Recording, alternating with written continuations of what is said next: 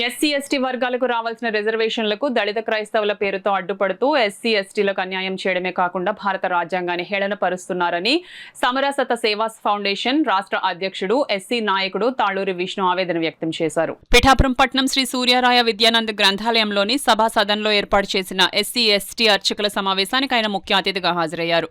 ముందుగా ముమ్మడివరం పెదబాలయోగి ఉత్తర భారతదేశానికి చెందిన సంత్ రవిదాస్జీ గురువుల జీవిత చరిత్ర కరపత్రాలను విష్ణు చేతుల మీదుగా ఆవిష్కరించారు. అనంతరం జరిగిన సమావేశంలో పలు అంశాలపై చర్చించారు. ఈ సందర్భంగా తాళూరి విష్ణు మీడియాతో మాట్లాడారు.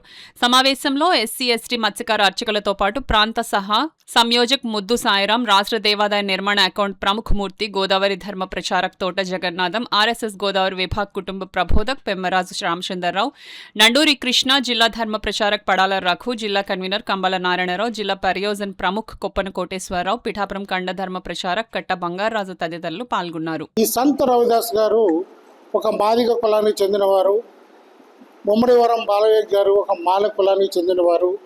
ఈరోజు వారి యొక్క స్ఫూర్తితో సమరసత సేవా ఫౌండేషన్ ఆంధ్రప్రదేశ్లో అనేక మంది ఎస్సీ ఎస్టీ అర్చకుల్ని నిర్మాణం చేసింది.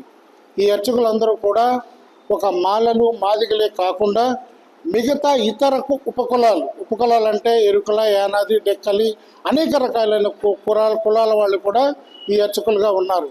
ఇవాళ ఆంధ్రప్రదేశ్లో అద్భుతంగా బాబాసాహెబ్ అంబేద్కర్ గారి ఆశయం మేరకు ఇవాళ ఒక దళితుడు గర్భగుడిలో వేద మంత్రాలతో స్వామివారికి అర్చన నివేదన చేయడం అనేది ఇవాళ ఒక గొప్ప కార్యక్రమంగా జరుగుతుంది.